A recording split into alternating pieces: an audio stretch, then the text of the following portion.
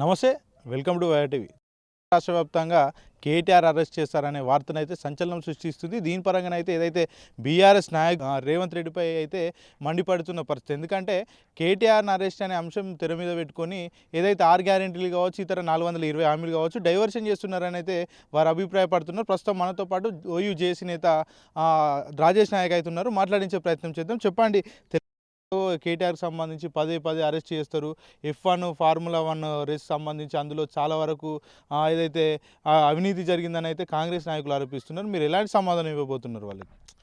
అసలు మొదలు తెలంగాణ రాష్ట్రానికి సంబంధించిన ముఖ్యమంత్రికి కానీ ఆ మంత్రివర్గంలో ఉన్నటువంటి మంత్రులకు కానీ ఫార్ములా ఈ రేస్ అనే దాని మీద అవగాహన ఉందా లేదా క్లారిటీగా వాళ్ళు ఒక క్యాబినెట్ సమావేశం పెట్టుకొని అసలు ఫార్ములా ఈ అంటే ఏంటిది, అసలు ఈ రేస్ ఎక్కడిది, ఈ కథ ఎక్కడిది, ఏంది, దీనివల్ల మనకేమైనా యూజా, లాభమా, నష్టమా, దీనివల్ల ఇది వస్తే మన తెలంగాణ రాష్ట్రానికి ఏమైనా జరుగుతుందా జరగదా అనేది మొదలు ఐఏఎస్ ఆఫీసర్లను, ప్రిన్సిపల్ సెక్రటరీలను, బ్యూరోక్రాట్స్ అందరినీ కూర్చోబెట్టుకొని దీని మీద రివ్యూ జరిపి అసలు ఏందనేది వాళ్ళు తెలుసుకోవాలి. మొదలు ఫస్ట్ గుర్తుపెట్టుకో ఒకటి బ్రదరు, ఫార్ములా ఈ అనేది వీళ్ళకి తెలియదు. వీళ్ళకి తెలిసిందేంది కమిషన్లు, కాంట్రాక్ట్లు.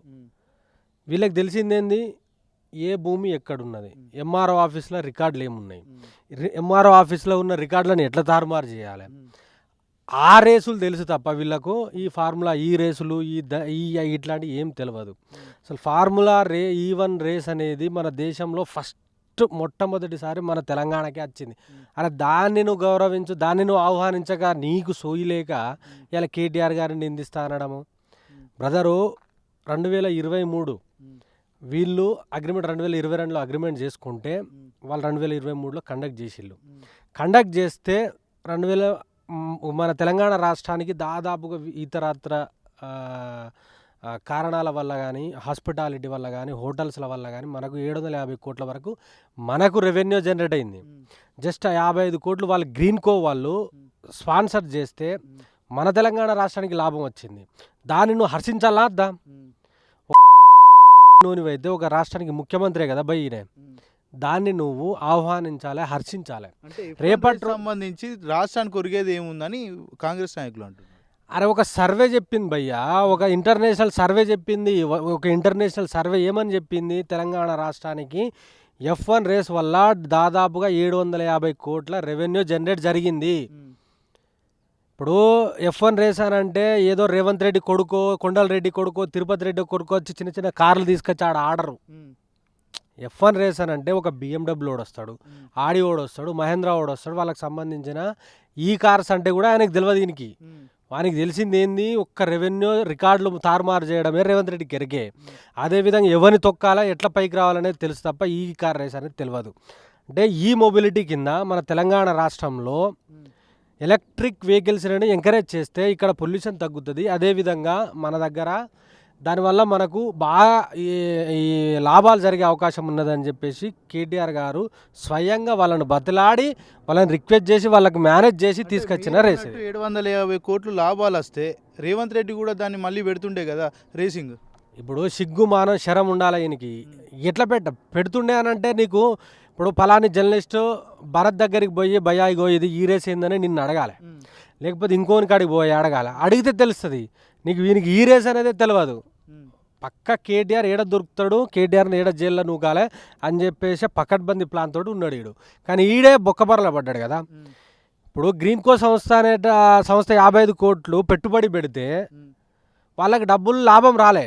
మేము 55 కోట్లు పెడితే మాకు లాభం రాలే, మాకు అవసరం లేదని చెప్పేసి వాళ్ళు తప్పుకున్నారు.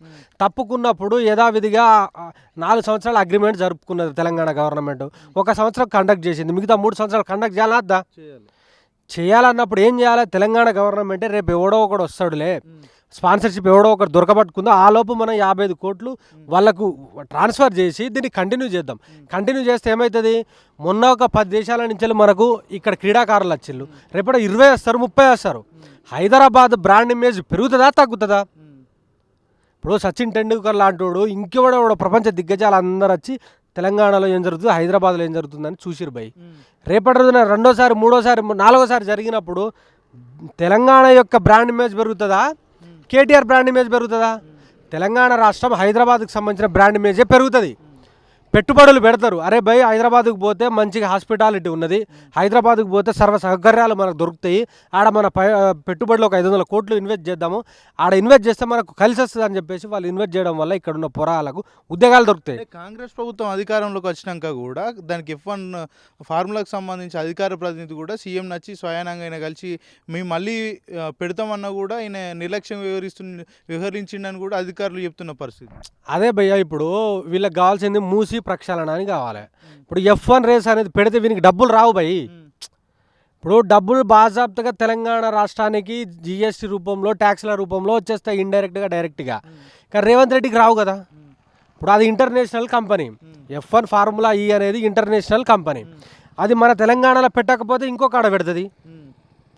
ఇప్పుడు ఈ లోనికి నువ్వు 100 రూపాయలు ఇచ్చో 1000 రూపాయలు ఇచ్చో లేకపోతే 100 కోట్లు ఇచ్చో వాళ్ళు ఇచ్చా రేస్ ఈడ పెడతారు, వాళ్ళు డాష్లో ఉంచుతారు. అరే భయ్ నీకు సిగ్గున్నదారా, ఒక రాష్ట్రానికి ముఖ్యమంత్రివేనా నువ్వు, ఏం అడుగుతున్నావు నువ్వు? అంటే మీరు ముఖ్యమంత్రిని పదే పదే ఇట్లా బూతులు తిట్టడం అసలు ఏందన్నట్టు? మొత్తం ఒక ముఖ్యమంత్రి కదా, సరే రేవంత్ రెడ్డి అంటే వేరే విషయం, ఒక ముఖ్యమంత్రిని అంత తిట్టాల్సిన అవసరం ఏముంటుంది? ఇప్పుడు నేను ముఖ్యమంత్రినే బాజాప్తగా నేను ఎందుకు తిడుతున్నా అంటే, నేను తెలంగాణ రాష్ట్రంలో ఉన్న ఒక పౌరుణ్ణి, నేను ఓటేసిన భయ్, నేను ఓటేసిన తెలంగాణ రాష్ట్రం సుభిక్షంగా ఉండాలని కోరుకుంటా. నేను తెలంగాణ రాష్ట్రంలో సకల సౌకర్యాలు ఉండాలి, వసతులు కల్పించాలి అని చెప్పేసి నేను కోరుకుంటా. తప్పేమున్నది?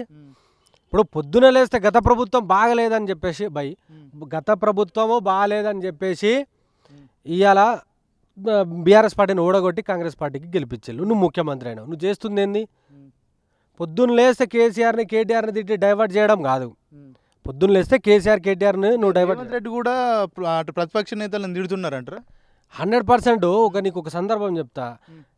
ఈయన గురుకుల పాఠశాలకు సందర్శనకు పోయిండు పోయి, సందర్శనానికి పోయినప్పుడు ఆడేం జరిగింది, నేను వాళ్ళతో కలిసి బువ్వ తింటా అని చెప్పేసి బువ్వ తిన్నాడు. బువ్వ తిన్న తర్వాత 2 రోజులు కనబడలే ఈయన. ఆడ బువ్వ తిన్నాడు, ఆ బువ్వ తిన్న తర్వాత ఒక 2 రోజులు కనబడలే. ఎడిపోయినా చూస్తే ఈయనకు వాంతులు విరోచనాలట. బయటకు వచ్చి సీఎంకు వాంతులు విరోచనాలు చెప్పిర్రు అనుకో ఏమవుతుంది? సిగ్గు మానం పోతుంది. నేను తింటేనే నాకు వాంతులు విరోచనాలు అయినాయి, పాపం పిల్లలు ఎంత ఇబ్బంది పడుతుర్రు అని చెప్పేసి జనాలు ఉంచుతారని చెప్పేసి బయటకు వచ్చి చెప్పుకోలే. అర్థమైంది? అలాంటి పరిస్థితిలో ఇవాళ తెలంగాణ రాష్ట్ర ముఖ్యమంత్రి ఉన్నాడు. ఇంకోటి, పొద్దున్న లేస్తే కేటీఆర్ని జైలు వేస్తా. ఓ రోజు వీళ్ళ మనవడికి సంబంధించిన బర్త్డే జరుగుతుందబ్బా. జరుగుతా అంటే కేక్ కట్ చేసేటప్పుడు వీళ్ళ మనవడితో హ్యాపీ బర్త్డే అని చెప్పాలి కదా, కేటీఆర్ని జైలు వేస్తా అంటుండంట. అక్కడ కూడా అరే మనవానికి కేక్ కట్ చేస్తాడ కూడా కేటీఆర్ గుర్తొస్తాడా నీకు? అంత భయం ఎందుకు కేటీఆర్ అంటే? అంత గుబులు ఎందుకు కేటీఆర్ అంటే? నీకు అంత వణుకెందుకు అంటాం కేటీఆర్ అంటే? కేటీఆర్ పొద్దున్న లేస్తే నిన్ను ప్రశ్నిస్తుండు, మూసీ గురించి ప్రశ్నించిండు, హైడ్రా గురించి ప్రశ్నించిండు, అదేవిధంగా అక్కడ ఉన్న లగచర్ల ఇష్యూ గురించి ప్రశ్నించిండు, గురుకులాల గురించి ప్రశ్నించిండు, అదేవిధంగా నిరుద్యోగ సమస్య మీద నిలబడ్డాడు. ప్రతిదీ నిన్ను జాగృతం చేసి జనాలలో నిన్ను కథం పెడుతుండని చెప్పేసి నిన్ను కేటీఆర్ అంటే ఉచ్చబడుతుంది. అందుకోసమే కేటీఆర్ అనేట జైలు వేసిన అనుకో బాజాప్తగా నా ఎంత క్లియర్ అయిపోతాయి.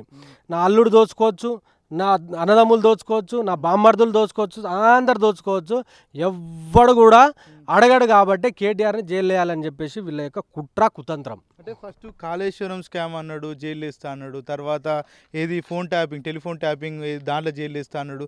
మరోసారి ఇంకో విషయంలో జైలు వేస్తా అన్నాడు. 6 గ్యారెంటీలు మొత్తం కూడా అమలు చేసినాం. ఒక ఏదైతే బీఆర్ఎస్ నేతలను జైలు వేసుడు ఒక గ్యారెంటీ ప్రజలు మేము బాకీ ఉన్నామని చెప్తున్నాడు.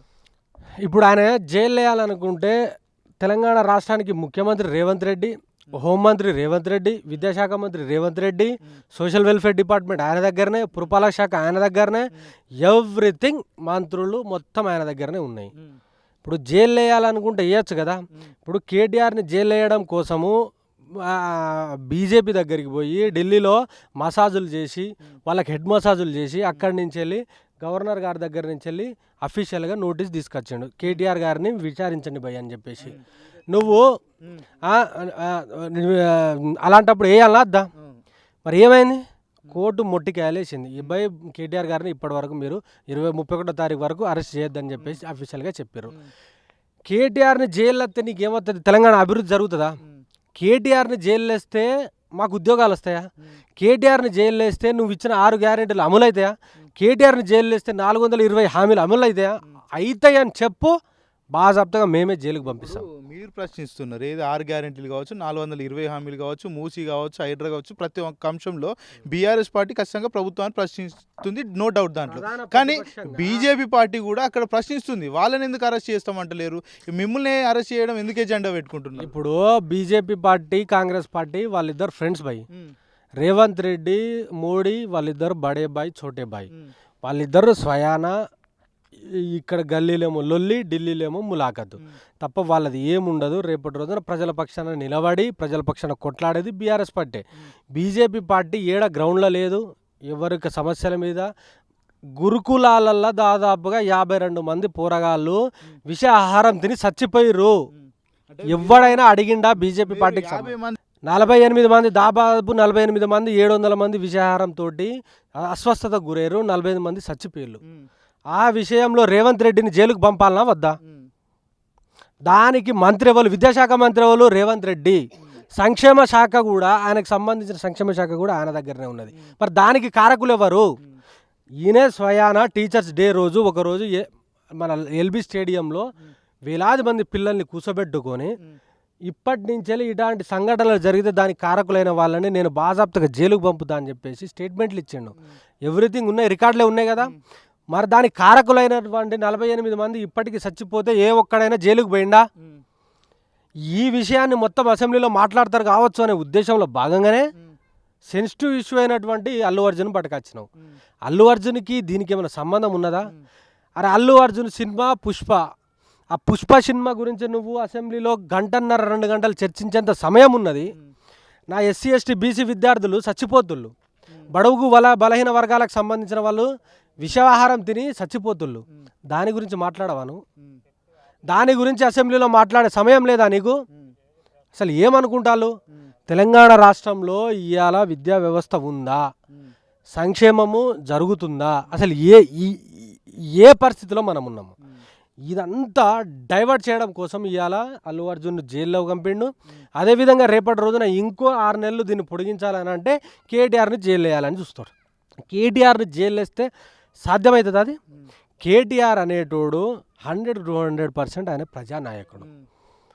నువ్వు జైలు వేయాలనుకుంటే వచ్చిన నెక్స్ట్ డే నుంచి వెళ్ళి, నువ్వు ప్రమాణ స్వీకారం చేసిన నెక్స్ట్ డే నుంచి వెళ్ళి శపథం చేసుకున్నావు కేటీఆర్ని జైలు వేయాలని చెప్పేసి. దాదాపుగా 1 సంవత్సరం 1 నెల దాటింది. ఏమైంది? చేసినవాను అరెస్ట్ చేసినావా? జైలుకి పంపినావా? నీతో అవుతుందా? Is it possible? తప్పు ఉంటే నువ్వు జైలుకి పంపు, శిక్షించు, జైల్లోనే ఉంచు, అర్థమైందా? కానీ తప్పు లేనప్పుడు నీకు చట్టాలు, ఆ న్యాయస్థానాలు ఉంటాయి కదా. 100% జనాలల్లో ఉండే నాయకుడు జనాలతోటే ఉంటాడు, జనాల తరపునే ప్రశ్నిస్తాడు, జనాల తరపునే అడుగుతాడు. ఈయనను నిద్రలో కూడా కలవరిస్తుండు కేటీఆర్ కేటీఆర్ కేటీఆర్ కేటీఆర్ కేటీఆర్ అని, అర్థమైందా? నిద్రలో కూడా ఉలిక్కి పడుతుండట. రేపటి రోజున కేటీఆర్ నా గురించి ఏం మాట్లాడతాడో జనాల ముందని ఉలిక్కి పడుతుండట. ఏమైందని చెప్పేసి పక్కన వాళ్ళు అడుగుడు. ఇదా తెలంగాణ ముఖ్యమంత్రి చేయాల్సిన పని? ఇదా? ఏం చేయాలనుకుంటున్నావు తెలంగాణని? బాజాప్తగా నిన్ను నిలదీస్తాడు కేటీఆర్, అడుగుతాడు, ప్రజాక్షేత్రంలో నిలబెడతాడు. ఏం తమాషనా? ఇచ్చిన హామీల గురించి మాట్లాడి ఏ ఒక్కటి కూడా నెరవేర్చలేదు. తెలంగాణ రాష్ట్రానికి సంబంధించిన హామీలు 6 గ్యారెంటీలు 420 హామీలు ఇస్తే ఏ ఒక్కటి కూడా లేవు బై. ఇవాళ నీకు చూపెడతా ప్రతి హామీ. రేపటి రోజున జనాలకు మేము పోతాము, గడప ప్రతి ఊరు, వాడ, మున్సిపాలిటీలు, జిల్లాలు, నియోజకవర్గాలు ప్రతిదీ మేము తిరుగుతాము, అడుగుతాము. తెలంగాణ రాష్ట్రంలో ఉన్న జనాలను అడుగుతాము. వీళ్ళను, ఈ మంత్రులు, ఎమ్మెల్యేలను అందరిని ఉరికిస్తారు. తెలంగాణ అంటే ఏంటిది? ఇది పోరాటాల గడ్డ. ఇక్కడ ఆత్మగౌరవంతో బతికే గడ్డ. ఇది ఆకలినైనా భరిస్తారు తప్ప ఆత్మగౌరవాన్ని చంపుకోరు. ఈ నెల ఏం ఉత్తిగానే అనుకుంటా? అంటే అలవి కానీ హామీలు ఇచ్చి జనాలను మాయమాటలు చెప్పి ఓట్లు వేయించుకొని మేము గద్దెనెక్కి వెళ్ళిపోతామనంటే ఊకుంటారా? ప్రతి ఒక్కరు పోరాడతారు. ఇక్కడ పుట్టిన బిడ్డ కానించలు చచ్చిపోయేటోడు కూడా పోరాడతారు ఇక తెలంగాణలో. వాస్తవంగా తెలంగాణలో బీఆర్ఎస్ నేతలతో పాటు విద్యార్థి నేతలను కూడా ప్రతిరోజు అరెస్టుల పర్వం అయితే కొనసాగుతుంది. మరి దీనివల్ల విద్యార్థి నాయకులు కావచ్చు, లేకపోతే బీఆర్ఎస్ నాయకులు కావచ్చు, భయపడి మరి వెనుకపోయే అవకాశాలు ఏమైనా ఉంటాయి? పాపము ఇక్కడ ఒకటి మన పోలీస్ డిపార్ట్మెంట్ వాళ్ళను మొక్కాలి.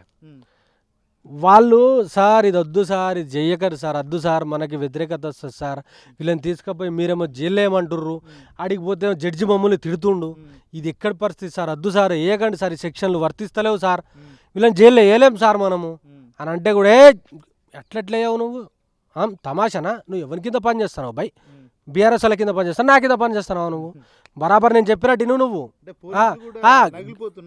ఎర్రోళ్ళ సీనునేయమంటాడు, గెల్లు సీనునేయమంటాడు, కేటీఆర్నేయమంటాడు, ఇంకెవరినేయమంటాడు, వాళ్ళనేయమంటాడు, ఆర్ఎస్ ప్రవీణ్ కుమార్ అరెస్ట్ చేపిస్తాడు, ఏ ఒక్కరిని కూడా ఇప్పటివరకు జైలుకి పంపలే.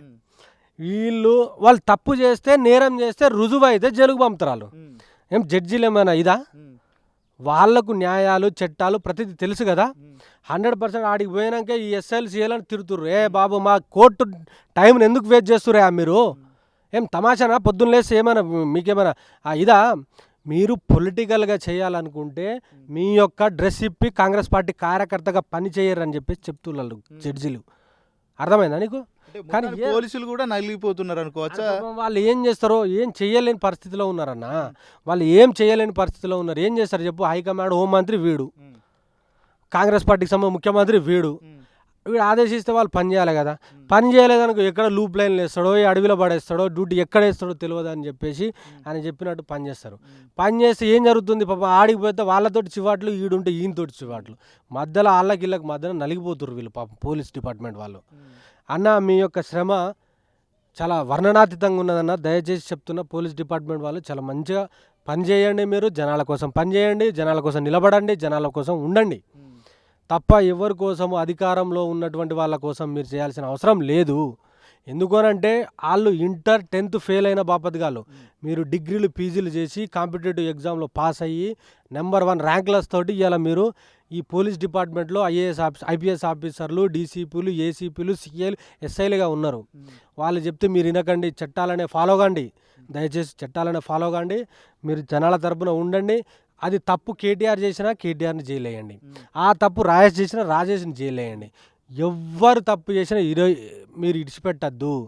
అదే రేవంత్ రెడ్డికి సంబంధించిన తమ్ముళ్ళు ఇద్దరు ప్రలోభాలకు గురి చేస్తే సాయిరెడ్డి అనేది ఆయన వాళ్ళ ఊళ్ళో చచ్చిపోయింది భయ్. వీళ్ళ పేర్లు రాసి నా సావుకు కారణం తిరుపతి రెడ్డి అండ్ కొండల రెడ్డి, నేను చచ్చిపోతున్నా అని చెప్పి రాస్తే కనీసం ఇప్పటి వరకు వాళ్ళ మీద చర్యలు లేవు. అదే నీకు అల్కాగా దొరికిన అల్లు అర్జున్ తీసుకుపోయి జైలు వేసినావు. ఏం తమాషనా? 48 మంది కారకులైనటువంటి రేవంత్ రెడ్డిని జైలు వేయద్దా? ఇది ఎక్కడ న్యాయం? ఆ సాయిరెడ్డి చచ్చిపోవడానికి కారకులైనటువంటి తిరుపతి రెడ్డి, కొండలరెడ్డిని జైలు వేయద్దా?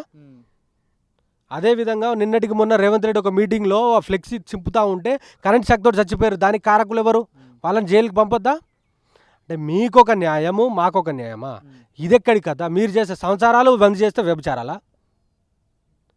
మేము 100% ఈ కాంగ్రెస్ పార్టీ చేస్తున్న దాష్టికాన్ని, దౌర్జన్యాన్ని మేము ఎండగడతాం, తరిమి కొడతాం, తిప్పి కొడతాం జనాలు. మొత్తానికైతే మీరు ఏదైతే కాంగ్రెస్ ప్రభుత్వం చేస్తున్నటువంటి అరెస్టుల మీద మీరు భయపడి వెనుకపోయే అవకాశాలు ఏమైనా ఉంటాయా? లేకపోతే మళ్ళీ ముందటికెళ్ళి కేసులకు భయపడకుండా ఇట్లనే ఉద్యమాన్ని కొనసాగిస్తారు అనుకోవచ్చు? భయ తెలంగాణ, నేను ఒకటి నా సొంతం చెప్తున్నా. తెలంగాణ నేను ఇవాళ తెలంగాణ రాష్ట్రంలో కాంగ్రెస్ ప్రభుత్వం ఏర్పడి నేటికి సంవత్సరము ఒక 30 రోజులు దాటింది. నేను పిహెచ్డి ఉస్మానియా యూనివర్సిటీలో పిహెచ్డి, పీజీలో గోల్డ్ మెడల్స్. నేను చదువుకున్నోనే. నేను నా మీద ఈ ప్రభుత్వాన్ని ప్రశ్నించేందుకు ఇప్పటికే 7 కేసులు అయినాయి. అయినా ఆగుతామా మేము? బాజాప్తగా నిలదీస్తాం, నిలబెడతాం జనాలల్లో. 100కు 200% అడుగుతాం. ఆడెవడైనా కానీ ఎందుకు అడగం? జనాల తరపున అడిగే రైట్స్ మాకున్నాయి. నువ్వు ఇస్తానన్న వాగ్దానాలను ఇప్పుడు కేసీఆర్ చెయ్యలేదు కాబట్టే నీకు ఓట్లేసిర్రు, అవునా కదా? నువ్వు చేస్తా అన్నావు, ఏం చేసినావు? ఒక్క ఫ్రీ బస్ తప్ప ఏది చూపెట్టు.